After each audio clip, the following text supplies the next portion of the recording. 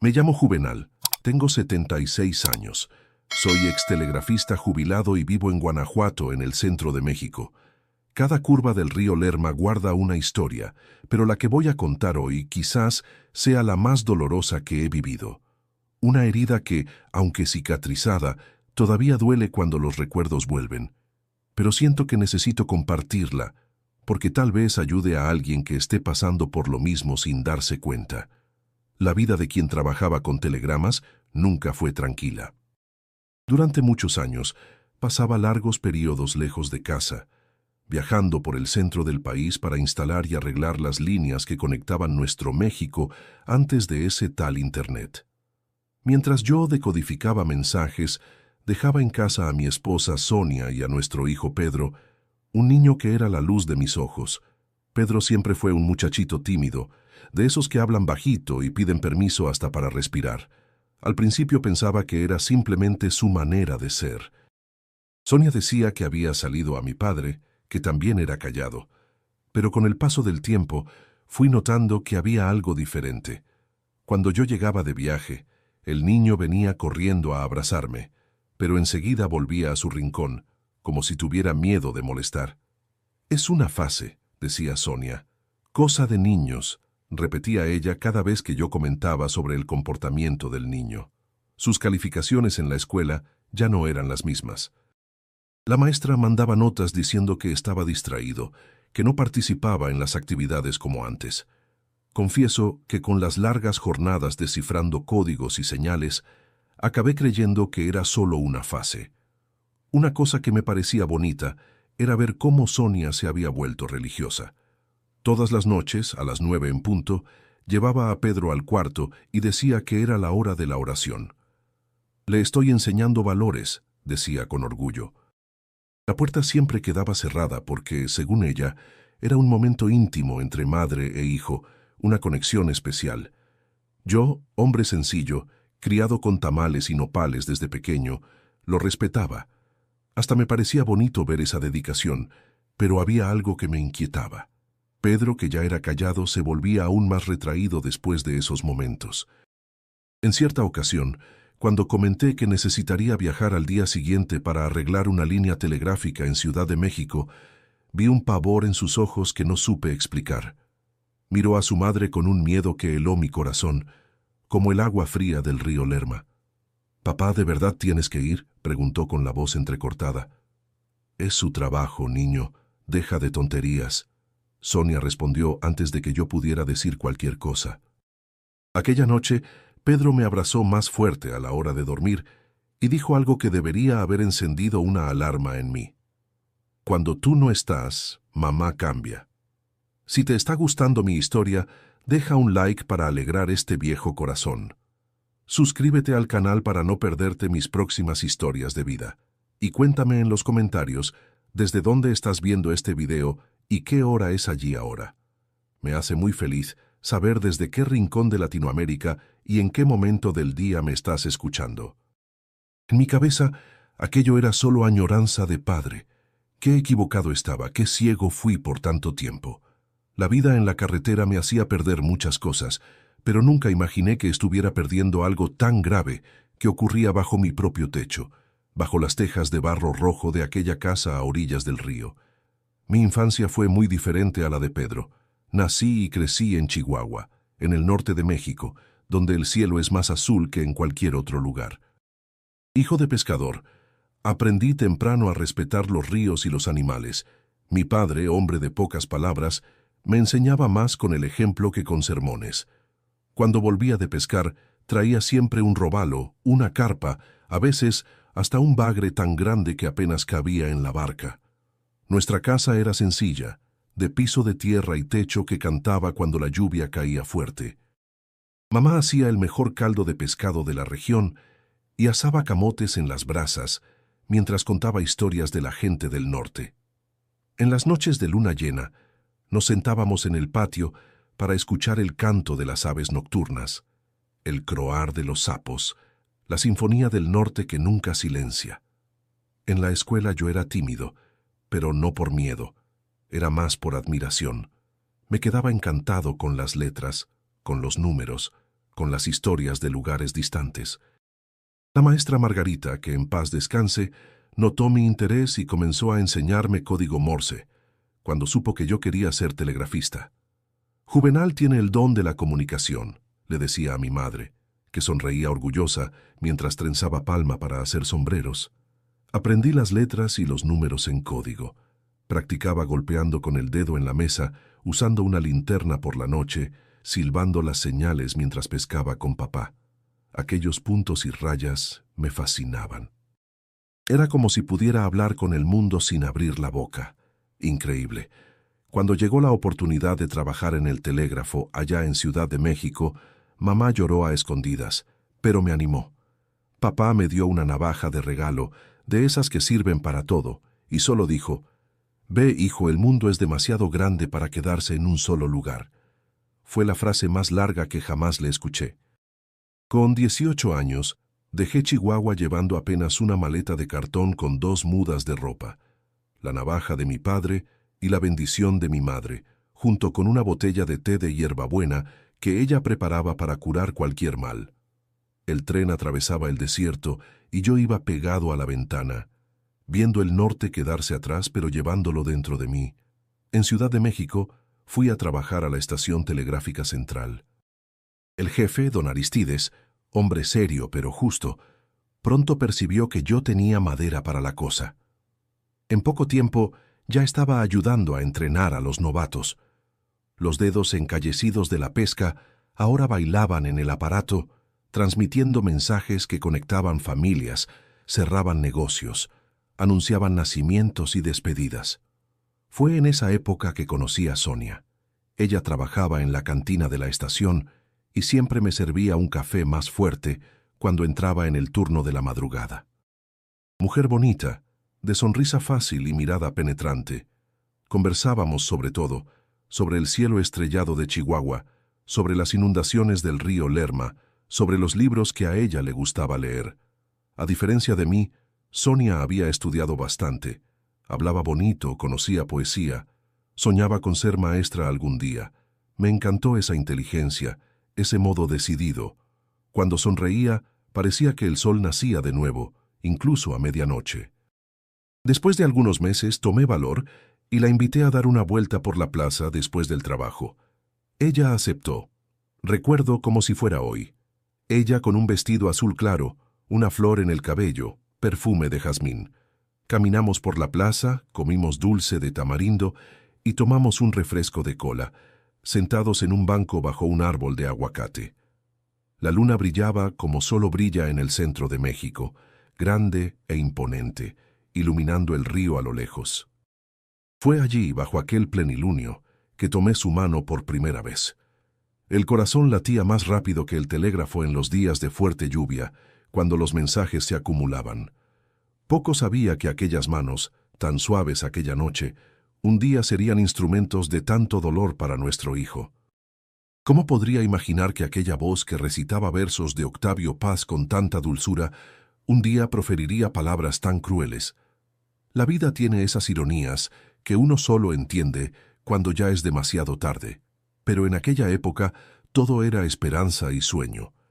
Los encuentros en la plaza se convirtieron en paseos en bote por el lago, visitas al mercado dominical, participaciones en las fiestas de la Virgen de Guadalupe con fogata y bailes tradicionales. Sonia adoraba bailar, giraba como trompo en los jarabe tapatíos, me jalaba de la mano mientras yo, tímido como siempre fui, intentaba seguir sus pasos. Cuando pedí la mano de Sonia, lo hice a la manera tradicional. Fui a hablar con su padre, don Euclides, comerciante respetado en la ciudad. Temblaba de pies a cabeza, pero mantuve la compostura. Quiero casarme con su hija, señor. Soy trabajador. Tengo un empleo estable en correos y telégrafos y amo a Sonia más que a nada en esta vida. Don Euclides me miró de arriba abajo, encendió la pipa y dijo: «Muchacho del norte, ¿eh? Buena gente trabajadora, mi hija merece lo mejor». Hizo una pausa que pareció durar una eternidad, soltó una bocanada de humo y completó: «Si ella quiere, tiene mi bendición». La boda fue sencilla en la pequeña iglesia de San Antonio. Sonia, hermosa en un vestido blanco cosido por su madre. Yo temblando dentro de un traje prestado, pero feliz como nunca había sido. La fiesta fue en el patio de la casa de sus padres, con barbacoa, arroz rojo, tamales y hasta una pequeña banda tocando mariachi, ese ritmo nuestro de México que hace que cualquiera mueva los pies. Comenzamos nuestra vida de casados en un cuartito alquilado cerca de la estación. No teníamos mucho, pero nos teníamos el uno al otro y eso parecía suficiente. Sonia consiguió un empleo como asistente en una escuela. El primer paso para realizar su sueño de ser maestra. Yo continuaba en el telégrafo, ahora con más responsabilidades y un salario un poco mejor. La vida seguía su curso tranquilo, como las aguas del río Lerma en días de calma. Hasta que un día Sonia me dio la noticia que lo cambiaría todo. Estábamos esperando un hijo. La felicidad que sentí en aquel momento no cabe en palabras. Iba a ser padre, un pedacito de mí y de ella, una nueva vida que traería aún más sentido a nuestra existencia. Pero estaba preparado para ser padre. Sabría proteger a mi hijo de todos los peligros del mundo. La vida pronto me enseñaría que el peligro no siempre viene de fuera. A veces está justo bajo nuestra nariz, dentro de nuestra propia casa, escondido en quien menos esperamos. El embarazo de Sonia fue un período de altibajos. Al principio se sentía mal todo el día, le daban náuseas con el olor de la comida, lloraba por cualquier cosita. Yo hacía todo para agradarla. Buscaba tamales frescos en el mercado, preparaba té de hierbabuena que mi madre decía que era bueno para calmar, masajeaba sus pies hinchados después de un día de trabajo. A medida que la barriga crecía, Sonia se volvía más bonita y más irritada a la vez. Se quejaba de que estaba gorda, de que ya no podría dar clases, de que nuestra casa era demasiado pequeña para un niño. Yo intentaba calmarla, decía que todo saldría bien, que estábamos juntos en esto. «¿No entiendes, Juvenal? No eres tú quien está cargando a este niño», gritaba a veces, cerrando de golpe la puerta del cuarto y dejándome confundido en la sala, sin saber qué había hecho mal. La partera, doña Jacinta, señora sabia que ya había traído al mundo a la mitad de la ciudad, me tranquilizaba. «Es así mismo, don Juvenal. Las mujeres se ponen medio raras cuando están esperando. Las hormonas, ¿sabe? Tenga paciencia». Y yo tenía paciencia. Nunca fue un problema para mí. En el telégrafo, uno aprende a esperar el momento justo, a descifrar los mensajes con calma, a encontrar sentido en las señales. Pedro nació en una noche de tormenta, de esas que hacen del cielo del desierto un espectáculo de rayos y truenos. Las aguas del Lerma subieron tanto que casi inundaron las casas más cercanas a la orilla. Sonia entró en trabajo de parto 2 días antes de lo previsto y tuve que llevarla en brazos hasta la casa de doña Jacinta con la lluvia castigando nuestras espaldas. Fueron horas de espera angustiante.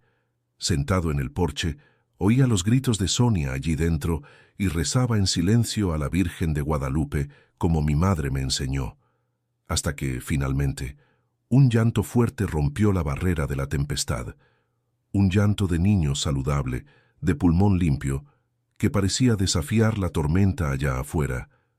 Cuando entré al cuarto y vi aquella cosita pequeña en brazos de Sonia, mi corazón casi se salió por la boca. Pedro era perfecto.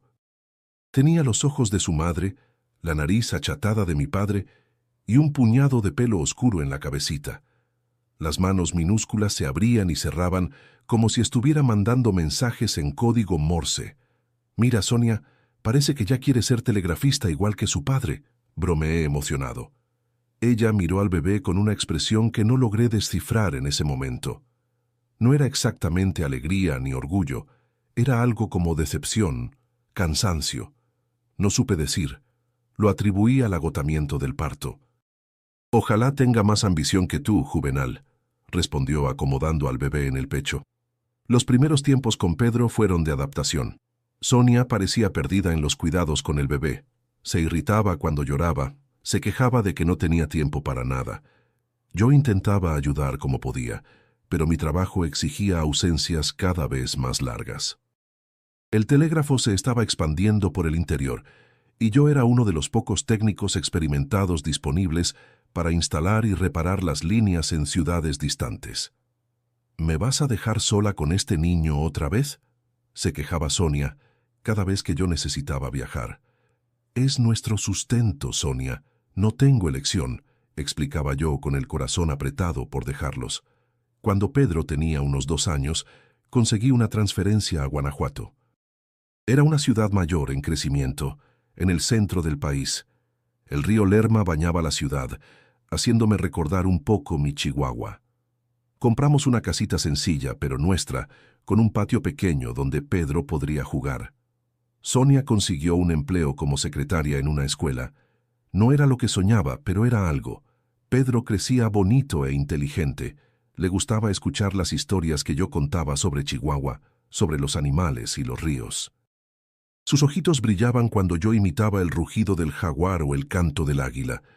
Tenía un modo dulce, una curiosidad natural, una risa que era pura música. Con Sonia, sin embargo, la relación era diferente. Ella era impaciente con sus preguntas, con sus juegos, con su energía infantil. «Niño, quédate quieto, ¿no ves que estoy cansada?», era lo que más se escuchaba en casa. Yo intentaba compensar jugando con él cuando estaba en casa, llevándolo a pescar en el Lerma, enseñándole a reconocer las huellas de los animales en la orilla del río, a identificar las plantas comestibles del desierto, como tunas, mezquite, pitahaya. Pero mis viajes de trabajo se volvían cada vez más frecuentes. México se estaba modernizando, el telégrafo llegaba a lugares cada vez más remotos y yo era necesario. Pasaba días, a veces semanas lejos de casa, recorriendo los interiores de Guanajuato y Jalisco, instalando equipos, entrenando a nuevos operadores, arreglando líneas dañadas por las tormentas. Cuando volvía, encontraba a Pedro más quieto, más retraído. Al principio pensaba que era solo añoranza. Después pasé a creer que era su manera de ser, tímido como fui yo en la infancia. Sonia decía que era así en la escuela también, que la maestra se quejaba de que no participaba, que se quedaba en su rincón. «Este niño salió a ti, Juvenal, callado, sin ambición. Lo va a tener difícil en la vida», comentaba sin darse cuenta de cómo esas palabras podían lastimar al pequeño que jugaba en el suelo de la sala.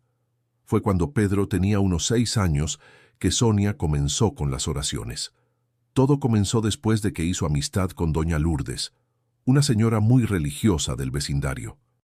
Doña Lourdes hablaba mucho sobre la importancia de la disciplina, de doblar la vara mientras el árbol es joven, de no ahorrar la corrección. «Juvenal, necesitamos darle educación religiosa a Pedro. Está muy rebelde», me dijo Sonia un día cuando volví de un viaje. «¿Rebelde nuestro Pedro? Pero si es tan calladito», respondí confuso. «Eso es lo que tú ves. Cuando no estás, me da mucho trabajo. No obedece, no hace la tarea», responde. Miré a Pedro, que jugaba en el patio con una onda que yo había hecho para él. No podía ver rebeldía en aquel niño flaquito de mirada dulce, pero Sonia era quien pasaba más tiempo con él. Entonces, tal vez ella tuviera razón. «¿Y qué estás pensando hacer?», pregunté. «Voy a enseñarle a rezar, a reflexionar sobre sus acciones todos los días antes de dormir. Un momento solo nuestro, de madre e hijo». Me pareció buena idea. Mi propia madre me había enseñado a rezar desde pequeño, a agradecer por la comida en el plato, por el techo sobre nuestras cabezas, por la salud de la familia. La fe siempre fue un consuelo en las horas difíciles, una compañía en las noches solitarias lejos de casa. Si Pedro aprendiera eso desde temprano, sería bueno para él. Excelente idea, Sonia. Me alegro de que te estés preocupando por eso. Y así comenzaron las sesiones nocturnas de oración. Cada noche a las 9 en punto, Sonia llevaba a Pedro al cuarto, cerraba la puerta y se quedaban allí por unos 30 a 40 minutos. Cuando salían, Pedro siempre estaba callado, con la cabeza baja, e iba directo a la cama sin decir una palabra. Cuando yo estaba en casa, a veces intentaba participar de esas oraciones. «Déjame ir con ustedes hoy, enseñarles un Padre Nuestro que mi madre me enseñó», sugerí cierta vez. «No hace falta, Juvenal. Es un momento entre madre e hijo». No lo entenderías, respondió Sonia secamente, y yo no insistí. Respetaba aquel espacio que ella estaba creando. Hasta me parecía bonito. ¿Cómo podría imaginar que tras aquella puerta cerrada no había oraciones, sino gritos ahogados, que no había reflexión, sino terror, que las manos que deberían bendecir estaban en realidad castigando? Pedro comenzó a cambiar. El niño alegre y curioso fue dando lugar a un niño silencioso y temeroso. Sus notas en la escuela cayeron. La maestra mandaba notas diciendo que estaba desatento, que se asustaba con cualquier movimiento brusco. Son exageraciones, decía Sonia. Solo quiere llamar la atención. Está celoso de tus viajes. Y yo, tonto que fui, creí hasta aquella noche en que resolví quedarme y descubrí la terrible verdad que se escondía en nuestra propia casa. Con Pedro ya en la escuela, nuestras vidas entraron en una rutina. Yo continuaba trabajando para correos y telégrafos, ahora con la responsabilidad de supervisar la instalación de nuevas líneas en todo el estado. El trabajo era bueno, pagaba nuestras cuentas y aún sobraba un poco para ahorrar. Conseguimos hasta comprar un radio nuevo, de esos de madera pulida, que tocaba las canciones de José Alfredo Jiménez y Javier Solís en las tardes de domingo. Nuestra casa en Guanajuato era sencilla, pero acogedora. Quedaba cerca del río Lerma, en una calle de tierra donde los niños jugaban a la pelota y volaban papalotes. Teníamos un patio con árboles de mango, guayaba y aguacate. Planté hasta un árbol de mezquite, aun sabiendo que tardaría años en dar frutos. Es para el futuro de Pedro, decía mientras regaba el retoño con cuidado. Sonia trabajaba como secretaria en la escuela municipal. No era lo que soñaba. Siempre quiso ser maestra, pero el salario ayudaba en los gastos y ella decía que le gustaba el ambiente. Con el tiempo, se fue involucrando más con la iglesia local. Participaba en el grupo de oración, ayudaba en las kermeses, siempre estaba conversando con el cura después de las misas. La religión me está haciendo mucho bien, Juvenal, decía, y yo me alegraba por ella. Mi propia fe siempre fue más silenciosa, de las que se practican en el día a día sin mucha demostración. Aprendí con mi padre que Dios está más en los actos que en las palabras. Pedro iba creciendo, ya tenía unos 8 años. En la escuela era un alumno mediano, ni de los mejores ni de los peores. Le gustaban especialmente las clases de ciencias cuando la maestra hablaba sobre los animales y las plantas. En casa pasaba horas hojeando una enciclopedia vieja que compré a un vendedor ambulante, fascinado con las figuras coloridas de animales exóticos. «Este niño va a ser biólogo», bromeaba yo orgulloso. «¿Biólogo? ¿Y va a ganar qué con eso? Apenas da para comer», Sonia respondía cortando mi entusiasmo. En mis días libres llevaba a Pedro a pescar en el Lerma. Sentados en la orilla del río, con las cañas improvisadas de bambú, pasábamos horas conversando, o mejor dicho, yo hablaba y él escuchaba, con aquellos ojitos atentos que parecían absorber cada palabra. «Papá, cuenta otra vez cómo es Chihuahua», pedía. Y yo describía los campos áridos, las bandadas de águilas que parecían nubes en el cielo azul, los jaguares que bebían agua al atardecer, los lagartos que tomaban sol en las orillas. «Un día te llevaré allá, hijo. Conocerás a tus abuelos, la tierra donde nací». Pedro sonreía, pero era una sonrisa triste, como si no creyera mucho que ese día llegaría. Hoy entiendo por qué. Para un niño que vive con miedo, el futuro es siempre incierto. En casa, Pedro era casi una sombra. Caminaba silenciosamente por las habitaciones, cuidando de no hacer ruido. Jugaba solo en el patio, conversando bajito con sus muñecos de madera que yo tallaba en los viajes. Cuando Sonia llegaba del trabajo, él ya corría a ordenar sus juguetes para dejar todo en orden. «Por lo menos eso haces bien», decía ella, sin nunca un elogio completo, siempre con una objeción. Los viajes de trabajo me alejaban cada vez más. México estaba creciendo, nuevas ciudades surgían y la comunicación era vital. Pasé a estar fuera por 2-3 semanas seguidas. Cuando volvía, notaba pequeños cambios en Pedro, una mirada más esquiva, un sobresalto cuando yo levantaba la voz para llamar a Sonia, un temblor en las manos al servirse en la mesa. «¿Qué le pasa?», pregunté cierta vez. «Nada, es solo timidez. Salió a ti», Sonia respondía, y el asunto moría allí. En una de esas vueltas a casa, después de casi un mes instalando líneas telegráficas en el norte del estado, encontré a Pedro con una marca morada en el brazo. «¿Qué fue eso, hijo?», pregunté preocupado. Antes de que pudiera responder, Sonia intervino. «Se cayó del árbol allá en el patio de la escuela. Ya le he dicho 1000 veces que no ande trepando árboles, pero este niño no me escucha». Pedro bajó los ojos, confirmando con un movimiento casi imperceptible de la cabeza. Creí claro. ¿Por qué no creería? Los niños se caen, se lastiman, es parte de la infancia. Yo mismo tenía las rodillas eternamente raspadas cuando era niño. Lo que no sabía es que aquella marca era solo la punta del iceberg, que debajo de la ropa otras marcas se escondían. Marcas de una violencia que ni siquiera podía imaginar ocurriendo en mi propia casa. Nuestra vida familiar parecía normal a ojos externos. Los domingos íbamos juntos a misa. Después almorzábamos en casa de la comadre Zulmira, que hacía el mejor mole de la ciudad. Pedro jugaba con sus hijos, siempre más callado que los otros niños, siempre el último en unirse a los juegos, siempre el primero en querer irse. «Este niño sí que es raro», comentaba don Astolfo, marido de la comadre. «Parece que tiene miedo hasta de su sombra». «Es su manera de ser», yo defendía. «No todo el mundo tiene que ser escandaloso». En el fondo, sin embargo, yo también comenzaba a preocuparme. A medida que Pedro crecía, parecía cerrarse más en sí mismo, en vez de abrirse al mundo como es natural en los niños. Cuando me veía preparando la maleta para otro viaje, sus ojos se llenaban de un terror que yo no comprendía.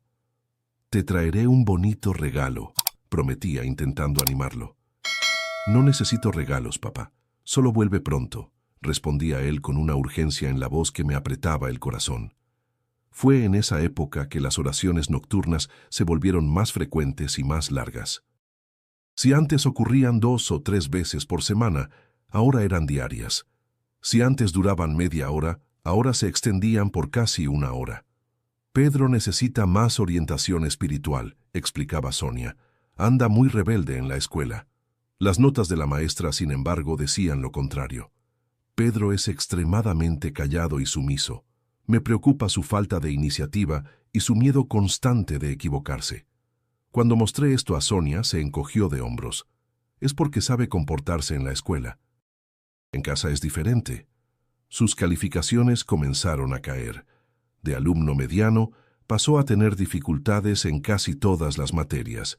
Su caligrafía, que era tan bonita, se volvió temblorosa, casi ilegible. En las reuniones escolares, la maestra mostraba preocupación. «¿Ha pasado algo con Pedro? Siempre parece cansado, asustado, no juega en el recreo, no conversa con los compañeros». «Es solo una fase», respondía Sonia con aquella sonrisa que engañaba a cualquiera. «Estamos cuidando de ello, no se preocupe». Yo me culpaba por las ausencias. Tal vez si estuviera más presente, Pedro no estaría teniendo estas dificultades. Hablé con mi jefe, pedí reducir los viajes para estar más cerca de casa. Conseguí un mejor horario que me permitía volver cada 10 días. En las primeras semanas de esta nueva rutina, noté un cambio en Pedro. Sonreía más cuando yo estaba en casa, contaba cosas de la escuela, hasta me mostró un dibujo que había hecho en la clase de arte. Una familia de peces en el río nadando juntos. «Somos nosotros 3», explicó señalando los peces. «El grande eres tú, papá, el mediano es mamá y el pequeño soy yo». «¿Y por qué estamos en el río?», pregunté curioso. «Porque en el río somos libres. Podemos nadar hacia donde queramos». Aquellas palabras me tocaron profundamente, aunque no entendía completamente su significado en ese momento. Hoy sé que era un grito silencioso por libertad, por escape. Sonia parecía incómoda con mi presencia más constante. Las oraciones con Pedro continuaban, pero ella esperaba a que yo estuviera distraído, viendo el noticiero o arreglando algún aparato en el área de servicio. «Pueden rezar aquí en la sala junto conmigo», sugerí cierta noche. «No, Juvenal, Es un momento solo nuestro. No lo entenderías. Insistía con una firmeza que no admitía contestación. Y así, aún más presente físicamente, yo seguía excluido de aquella parte de la vida de mi hijo. Seguía ciego a lo que ocurría tras aquella puerta cerrada, al terror que mi hijo vivía casi todas las noches.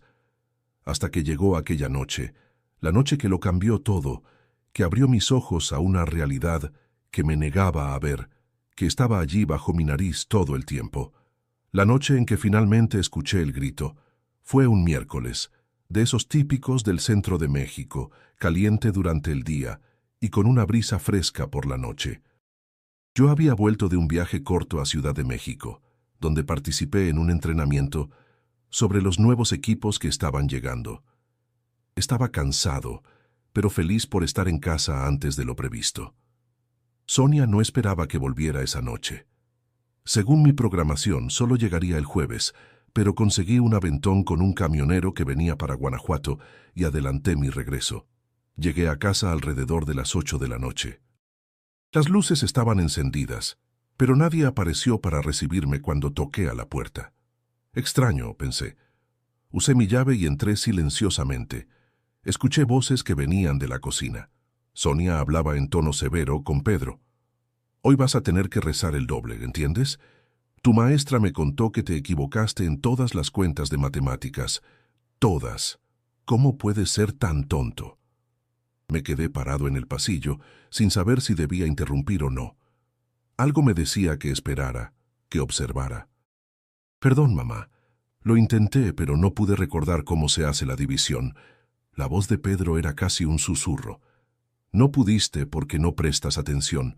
Andas con la cabeza en las nubes, igualito a tu padre, que nunca llegó a nada en la vida. Aquello me dolió, pero continué en silencio. Quería entender lo que estaba pasando antes de manifestarme. Papá trabaja mucho, mamá. Trae dinero a casa. Hubo un sonido de una palmada en la mesa. No me respondas. ¿Quién te crees que eres? Si tu padre fuera alguien importante, no estaría hasta hoy día recorriendo el desierto, arreglando cables de telégrafo como un peón cualquiera. Perdón, mamá, Pedro murmuró nuevamente. Sentí mi sangre hervir, pero me contuve. Aquel no era el momento de confrontar a Sonia. Necesitaba entender primero lo que pasaba cuando yo no estaba. Me alejé en silencio y salí de casa. Di la vuelta y golpeé a la puerta ruidosamente, como si estuviera llegando en ese exacto momento. «Hola, llegué antes», anuncié alegremente. Sonia apareció en la puerta con una sonrisa forzada. Pedro vino justo detrás, y sus ojos se iluminaron al verme y al recibir mi abrazo. «Papá, qué bueno que volviste. Qué sorpresa, Juvenal. No te esperábamos hoy», dijo Sonia con un tono de voz completamente diferente del que había escuchado minutos antes. Conseguí un aventón y adelanté el viaje. Extrañaba a mi familia. La cena transcurrió en un clima extraño. Sonia hablaba sobre cosas de la iglesia, sobre cómo el cura había elogiado su dedicación al grupo de oraciones. Pedro comía en silencio, mirando el plato. De vez en cuando, yo notaba que Sonia le lanzaba miradas duras, principalmente cuando yo no estaba prestando atención. Después de la cena, Pedro fue a hacer la tarea en la mesa de la cocina. Yo me quedé en la sala fingiendo ver televisión, pero en realidad observaba la interacción entre madre e hijo por la puerta entreabierta. «Muéstrame esa tarea», exigió Sonia, arrancando el cuaderno de las manos de Pedro. «Está todo mal otra vez. Nunca aprendes». «¿Puedo ayudar, hijo?», ofrecí, levantándome del sofá. Matemáticas era mi materia preferida en la escuela. Sonia cerró el cuaderno rápidamente. «No hace falta, Juvenal. Pedro y yo vamos a resolver esto. Además, ya es hora de su oración». «Ven, Pedro».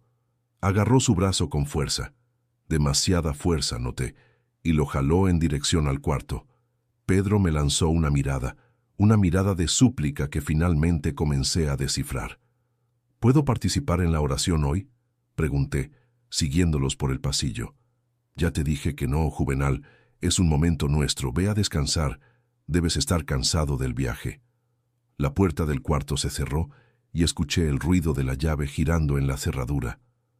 Me quedé parado allí en el pasillo por algunos instantes, confundido e inquieto. Algo estaba muy mal, pero aún no lograba nombrarlo. Aún no quería creer. Volví a la sala y encendí el televisor, subiendo el volumen. Después, silenciosamente, volví al pasillo y acerqué el oído a la puerta del cuarto. Al principio, escuché solo murmullos. La voz de Sonia recitaba algo que parecía una oración, pero no podía distinguir las palabras. Luego, su voz comenzó a elevarse. «Repite conmigo. Soy un niño desobediente que necesita corrección». La voz de Pedro temblorosa. «Soy un niño desobediente que necesita corrección. No presto atención en la escuela porque soy perezoso. No presto atención en la escuela porque...» La voz de Pedro falló. «Porque soy perezoso». Más alto. «No te oigo». «No presto atención en la escuela porque soy perezoso». La voz de Pedro ahora estaba entrecortada por el llanto. Entonces vino un sonido que heló mi sangre. El sonido inconfundible de una chancla golpeando piel. Una vez, dos, tres, seguido por el llanto ahogado de Pedro. «Cállate. Si tu padre oye, será peor». Más golpes, más llanto ahogado. Sentía mi corazón acelerarse, mis manos temblaban. ¿Qué estaba pasando? ¿Eso es lo que llamaban oraciones? Esto es para que aprendas a hacer las cuentas bien. Esto es para que dejes de ser tonto igual que tu padre. Estaba paralizado, dividido entre el shock y la necesidad urgente de actuar. Un golpe más, y entonces hubo algo que me sacó del estupor, un grito de dolor genuino que Pedro no pudo contener. No pensé dos veces. Con toda la fuerza que tenía, empujé la puerta. La cerradura cedió y la puerta se abrió de golpe. La escena que vi quedará para siempre grabada en mi memoria.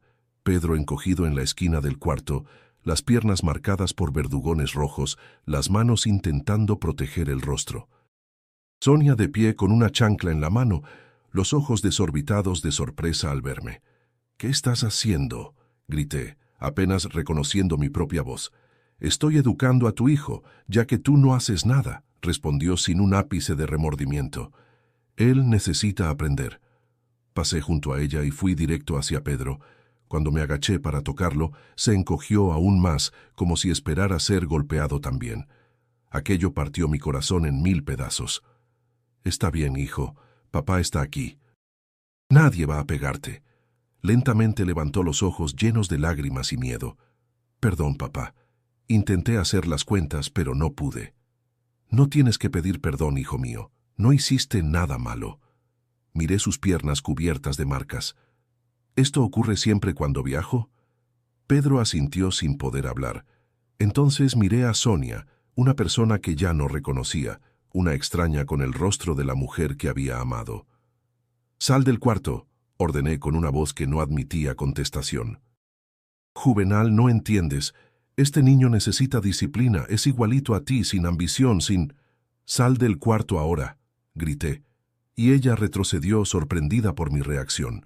Nunca, en todos los años de nuestro matrimonio, había levantado la voz contra ella. Ella salió dando un portazo. Me quedé a solas con Pedro, que temblaba como una hoja. «Hijo, ¿por qué nunca me lo contaste?», pregunté con lágrimas en los ojos. Ella dijo que si contaba no ibas a creerme, que me ibas a pegar también, que me ibas a mandar lejos. Cada palabra era como una puñalada. ¿Cómo podía pensar que yo haría eso? Pero entonces recordé todas las veces que no vi las señales, que no creí en los cambios de comportamiento, que confié ciegamente en Sonia. «Esto pasa todas las noches cuando viajas, papá», continuó en voz baja. «Ella dice que son oraciones, pero no lo son. Es solo pegarme y decir que soy tonto, que soy igual a ti». Abracé a mi hijo con todo cuidado para no lastimarlo más.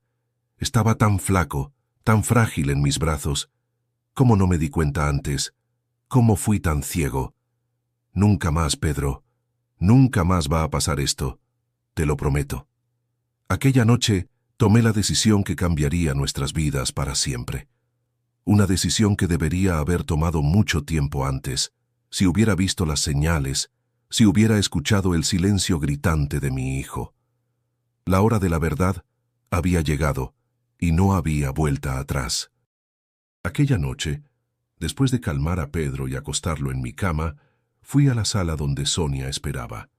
Estaba sentada en el sofá con las manos cruzadas sobre el regazo, una expresión desafiante en el rostro, como si yo fuera el equivocado en la historia. «Tenemos que hablar», dije manteniendo la voz baja para no despertar a Pedro. «No hay nada que hablar, Juvenal. No entiendes lo que es criar a un hijo. Andas por ahí recorriendo el país mientras yo tengo que lidiar con todo aquí». «Eso no es criar, Sonia. Eso es maltratar, es abuso». Ella se rió de aquel modo que siempre me hacía sentir pequeño. ¿Abuso? ¿Tú crees que la disciplina es abuso? Mi padre me crió así y mira cómo soy. Tengo educación, tengo respeto. Lo que tienes es odio, respondí sorprendido por mi propia claridad. Odio hacia mí, odio hacia Pedro, odio hacia la vida que tienes. Su rostro se contorsionó en una expresión de rabia que nunca había visto antes. ¿Y tú crees que yo soñaba con esto? ¿Ser mujer de un telegrafista? ¿Vivir en este fin del mundo, tener un hijo que es lento igual que su padre? Yo merecía más, Juvenal. Sus palabras me herían, pero ya no tenían el mismo poder sobre mí. Algo había cambiado dentro de mí aquella noche. Era como si un velo hubiera sido arrancado de mis ojos. Entonces, ¿por qué te quedaste? ¿Por qué te casaste conmigo? ¿Por qué tuviste un hijo? Porque pensé que ibas a crecer en la vida, que te convertirías en jefe, gerente, qué sé yo, que iríamos a vivir a la capital, tener una vida decente, pero no. Te conformas con poco, igual que tu hijo. Sacudí la cabeza incrédulo. Después de tantos años juntos, solo ahora veía quién realmente estaba frente a mí. «Quiero que te vayas de la casa», dije firmemente. «¿Qué?». Parecía no creerlo. «Me oíste. No voy a permitir que sigas lastimando a nuestro hijo. Mañana mismo voy a buscar ayuda, denunciar lo que has estado haciendo». Ella se levantó de un salto, el rostro rojo de rabia. «No puedes echarme. Esta casa también es mía. Esta casa ahora es de Pedro. Un lugar donde pueda crecer sin miedo, sin ser humillado, sin ser golpeado». «Nadie va a creerte, Juvenal. Soy yo quien participa en las reuniones de la escuela. Yo quien va a la iglesia. Yo quien conversa con los vecinos. Todo el mundo sabe que soy una buena madre». Las marcas en el cuerpo de Pedro cuentan otra historia. Ella cambió de táctica, intentando acercarse a mí con una mirada suplicante. «Juvenal, vamos a hablar con calma. Admito que exageré hoy». Estaba nerviosa. «Pero no puedes separar a un hijo de su madre. Eso es inhumano. Inhumano es lo que has estado haciendo con él todas las noches cuando no estoy. Golpeando, humillando, destruyendo su autoestima. Eso sí es inhumano». «Pues solo algunas veces cuando se lo merecía. Es disciplina, Juvenal». «No, Sonia, es crueldad». Nos quedamos en silencio por algunos instantes, el aire pesado entre nosotros. Afuera, las ranas del pantano cantaban indiferentes al drama que se desarrollaba dentro de aquella pequeña casa a orillas del Lerma. «Si me denuncias, voy a decir que tú también le pegabas, que eres violento conmigo», amenazó con un brillo peligroso en los ojos. «Di lo que quieras. Pedro sabe la verdad y la verdad siempre aparece tarde o temprano. Te vas a arrepentir de esto, Juvenal. No sabes con quién te estás metiendo». «Sí lo sé, con alguien a quien amé un día, pero que se convirtió en un monstruo que ya no reconozco». Ella tomó su bolso y salió dando un portazo, probablemente yendo a casa de alguna amiga. Me quedé allí, parado en la sala, sintiendo una mezcla de alivio y terror. Alivio por finalmente haber enfrentado la situación, terror por lo que estaba por venir. Sabía que no sería fácil. Volví al cuarto y encontré a Pedro despierto, sentado en la cama, los ojos muy abiertos. «¿Mamá se fue?», preguntó con voz pequeña. «Por ahora sí, pero tenemos mucho que hablar, hijo». Me senté a su lado y por primera vez tuvimos una conversación verdadera, sin filtros. Pedro poco a poco fue contando todo lo que pasaba cuando yo viajaba. las oraciones que eran sesiones de humillación y violencia, los castigos sin comida cuando se equivocaba en la tarea, las palabras crueles que destruían su confianza día tras día. Ella decía que yo era tonto como tú, papá, contó con lágrimas corriendo, que nosotros nunca seríamos nadie en la vida, que ella se arrepentía de haberse casado, de haberme tenido. Cada palabra era una daga en mi pecho. ¿Cómo un padre no percibe el sufrimiento del propio hijo? ¿Cómo fui tan ciego por tanto tiempo? ¿Desde cuándo pasa esto, hijo? Creo que desde siempre, papá, pero empeoró cuando comencé la escuela. Si no sacaba buenas notas, ella se ponía muy brava. Decía que yo era la vergüenza de la familia. ¿Y por qué nunca me lo contaste? Bajó los ojos. Ella decía que si contaba, no ibas a creerme, que te pondrías de su lado, que me ibas a pegar también. Sentí una ola de rabia y tristeza invadirme. Sonia había metódicamente destruido la confianza de Pedro en mí, aislándolo, haciéndolo creer que estaba solo contra el mundo. «Pedro, mírame», pedí, sosteniendo suavemente su barbilla. «Te creo. Siempre te voy a creer, y nunca, nunca jamás voy a dejar que alguien te lastime de nuevo, ni tu madre ni nadie». Él me miró con aquellos ojos que parecían los de un viejo en un cuerpo de niño. Ojos que habían visto demasiado dolor. «¿Lo prometes, papá?» «Lo prometo, hijo, de corazón». Aquella noche, dormimos los dos en mi cama, Pedro agarrado a mi camisa como si temiera que desapareciera durante el sueño. De madrugada, tuvo pesadillas, gritando en la oscuridad, y yo lo calmé, diciéndole que todo estaba bien, que yo estaba allí. A la mañana siguiente, temprano, fui a la comisaría. El comisario, don Mesías, era un hombre serio pero justo, conocido por no hacer la vista gorda ante ningún tipo de violencia, ni siquiera la doméstica, que muchos consideraban un problema familiar. «Don Juvenal, esta es una acusación grave», dijo después de escuchar mi relato. «Vamos a necesitar pruebas, testimonios y usted sabe cómo es, ¿no? Madre es madre. La gente no le gusta meterse en estas cosas». «Lo sé, don Mesías, pero no puedo seguir fingiendo que no veo. Mi hijo está sufriendo». Él se rascó la barbilla pensativo. «Voy a mandar al cabo Agustín que vaya a su casa a ver al niño, registrar las marcas, y vamos a necesitar que el médico del pueblo lo examine. Después hablamos con el juez». Saliendo de la comisaría, pasé por la escuela de Pedro. La directora, doña Matilde, me recibió con una expresión de sorpresa. «Don Juvenal, ¿usted por aquí un lunes? ¿No está viajando por trabajo?» «No, doña Matilde, vengo a hablar de la situación de Pedro». Le conté lo que había descubierto, las marcas, las cicatrices. Sus ojos se agrandaron y se llevó la mano a la boca. Dios mío, doña Sonia siempre pareció tan dedicada, tan preocupada por la educación del niño. «Las apariencias engañan», respondí amargamente. «Ahora muchas cosas tienen sentido», comentó pensativa. «El comportamiento de Pedro, su miedo, las notas bajando. Siempre pensé que había algo extraño, pero nunca imaginé...». Uno piensa que estas cosas solo pasan en las historias, ¿sabe? Pues ocurren justo bajo nuestras narices, dije, sintiendo el peso de la culpa una vez más. «Doña Matilde, necesito su ayuda. ¿La maestra de Pedro puede confirmar los cambios en su comportamiento? Será importante para el caso». «Claro, claro». Lourdes notó desde el comienzo del año que Pedro estaba diferente, más callado, asustado. Hasta mandó notas para ustedes. «Notas que nunca vi», murmuré. «Sonia debe haberlas escondido». Salí de la escuela con la promesa de doña Matilde de que la maestra iría a la comisaría a dar su testimonio. Era un pequeño paso, pero importante. Volví a casa, donde había dejado a Pedro al cuidado de la vecina, doña Eulalia, una señora viuda que siempre había sido amable con nosotros. Me recibió en la puerta con una mirada de comprensión. «Don Juvenal, qué cosa tan fea pasando en esta casa». Pedro me mostró las marcas. «¿Cómo puede doña Sonia hacer esto a su propio hijo? A veces no conocemos de verdad a las personas, aún viviendo años con ellas», respondí, sintiendo el peso de mi ceguera.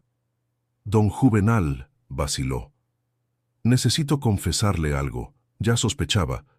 Varias veces, cuando usted viajaba, escuchaba a Pedro llorar por la noche. Una vez hasta toqué a la puerta para preguntar si todo estaba bien, pero doña Sonia dijo que solo tenía dolor de estómago. Sentí una punzada de rabia. ¿Y por qué nunca me dijo nada? Bajó los ojos avergonzada. Uno tiene miedo de meterse, ¿sabe? De que la llamen chismosa, de romper una familia, pero debí hablar. Lo sé, perdóneme. Respiré profundo. No valía la pena culpar a doña Eulalia. Yo era el padre. Yo debería haberme dado cuenta. Está bien.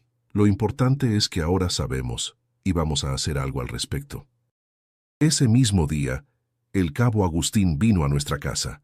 Fotografió las marcas en el cuerpo de Pedro, escuchó su testimonio tembloroso pero valiente. Después, fuimos al centro de salud, donde el doctor Eliseo examinó al niño e hizo un informe detallado de las heridas, algunas recientes, otras ya cicatrizadas, mostrando que las agresiones venían de largo tiempo. Por la noche, Sonia volvió, acompañada del padre Anselmo. Claramente, había ido a buscar un aliado, alguien que pudiera interceder a su favor. «Juvenal, esto es una locura», el padre comenzó. «Sonia es una buena cristiana, una mujer ejemplar en nuestra comunidad. Ustedes necesitan resolver esto en familia, con diálogo, con oración». «Con todo respeto, padre, usted no vio lo que yo vi, no escuchó lo que yo escuché. Todos cometemos errores a veces, hijo mío. La crianza de un hijo está llena de desafíos. Estoy seguro de que Sonia está arrepentida». Miré hacia ella, que mantenía una expresión de falsa contrición, los ojos bajos, las manos cruzadas sobre el pecho. Una actuación perfecta. «Lo siento, Juvenal», murmuró. «Perdí la cabeza. No volverá a ocurrir». «Es demasiado tarde», respondí. «Ya hice la denuncia. El caso está con la policía ahora». Su rostro se transformó instantáneamente. La máscara de arrepentimiento dio lugar a la furia. «Maldito. ¿Vas a destruir nuestra familia por unos golpes? Todo el mundo disciplina». El padre parecía impactado con el cambio repentino de comportamiento. «Sonia, cálmate. No me digas que me calme. Este hombre me está quitando a mi hijo. ¡Mi hijo!». «Este hombre es el padre que está protegiendo a su hijo», respondí sin alterar la voz. «Y no fueron simples golpes, Sonia. Fueron palizas, humillaciones, terror psicológico». Ella avanzó hacia mí, las uñas listas para atacar mi rostro, pero el padre la contuvo. «Sonia, por Dios, así solo empeoras tu situación». En ese momento, Pedro apareció en la puerta de la sala temblando al ver a su madre. «Hijo, ven aquí con mamá», Sonia llamó, cambiando nuevamente de táctica, la voz dulce como miel. «Dile al padre que mamá solo te corregía cuando hacías algo mal, que mamá te ama». Pedro la miró, después a mí, inseguro. Le asentí con la cabeza animándolo. Dio un paso adelante y con un valor que no sabía que tenía dijo: «Mamá, tú no me amas. Me lastimas todos los días cuando papá viaja, me pegas con la chancla, con el cinturón, dices que soy tonto, que soy un inútil». El padre Anselmo palideció. Sonia se quedó lívida. «Mentiroso», gritó. «Malagradecido después de todo lo que hice por ti». Tomé a Pedro en brazos protegiéndolo. «Creo que es mejor que se vayan ahora. Tenemos mucho que resolver y esto se hará ante la ley, no ante la iglesia». El padre Anselmo, visiblemente afectado, agarró a Sonia por el brazo. «Vamos, Sonia, necesitamos hablar». Después de que se fueron, abracé a Pedro con fuerza. «Fuiste muy valiente, hijo, muy valiente». Él me miró con aquellos ojos inmensos, aún llenos de miedo, pero ahora también con un destello de esperanza. «¿Las cosas van a estar bien ahora, papá?» «Sí, hijo mío, te prometo que sí». Pero yo sabía que la batalla apenas comenzaba. Los días que siguieron fueron intensos. Nuestra vida dio un vuelco, como cuando el Lerma se desborda en las grandes crecidas y arrastra todo a su paso. Pero a diferencia del río que deja destrucción, este cambio, por más doloroso que fuera, traía también una oportunidad de comenzar de nuevo. Ya el martes, recibí la notificación de que el juez del distrito había concedido una medida de protección urgente. Sonia tenía prohibido acercarse a Pedro o a nuestra casa. El documento, lleno de términos jurídicos que apenas comprendía, representaba el primer paso para proteger a mi hijo. ¿Qué significa eso, papá?, Pedro preguntó al verme leer el papel con expresión seria. Significa que tu madre no puede acercarse a ti por ahora. Es para tu seguridad. Está enojada conmigo, ¿verdad?, por haber contado. Me arrodillé para quedar a su altura. Pedro, mírame. No hiciste nada malo, nada. Fuiste valiente y honesto, y eso es lo que importa. Él asintió, pero noté que aún cargaba un peso enorme. El peso de la culpa, que no era suya, pero que Sonia había colocado sobre sus pequeños hombros durante años. Fui al telégrafo y pedí licencia del trabajo. Expliqué la situación a mi jefe, don Arlindo, que quedó visiblemente impactado. Pero doña Sonia, esa mujer tan religiosa, tan dedicada, cuestionó incrédulo. Las apariencias engañan, respondí simplemente. Él se rascó la cabeza canosa, pensativo. Mira, Juvenal, tienes 15 días de licencia. Más que eso se va a complicar. Tenemos mucho trabajo, las líneas nuevas llegando hasta Puebla. Entiendo, don Arlindo, pero no puedo dejar a mi hijo solo ahora. Si es necesario, pido la renuncia. Sus cejas se levantaron. Espera, muchacho, no hace falta eso. Vamos a buscar una solución. Tal vez, podamos transferirte a la central aquí mismo. Menos viajes, trabajo más administrativo. Vas a ganar menos, pero... Acepto, respondí sin dudar. El dinero se arregla, mi hijo no. Volví a casa pensando en cómo reorganizar nuestras vidas. Pedro no fue a la escuela aquella semana. El médico recomendó reposo, tanto por el estado físico como emocional. Doña Eulalia se ofreció a quedarse con él cuando yo necesitara salir. Y los vecinos, que antes mantenían distancia por respeto o miedo de involucrarse, ahora aparecían con pasteles de elote, atole y otros regalos para el niño valiente, como comenzaron a llamar a Pedro. El jueves fuimos al juzgado para la primera audiencia. Pedro estaba nervioso, agarrado a mi mano como si su vida dependiera de ello. Dentro de la sala pequeña y sofocante estaban el juez doctor Moisés, un hombre de mediana edad con ojeras profundas, la fiscal doctora Carmen, una mujer de expresión severa pero mirada amable, y la asistente social, doña Zuleide.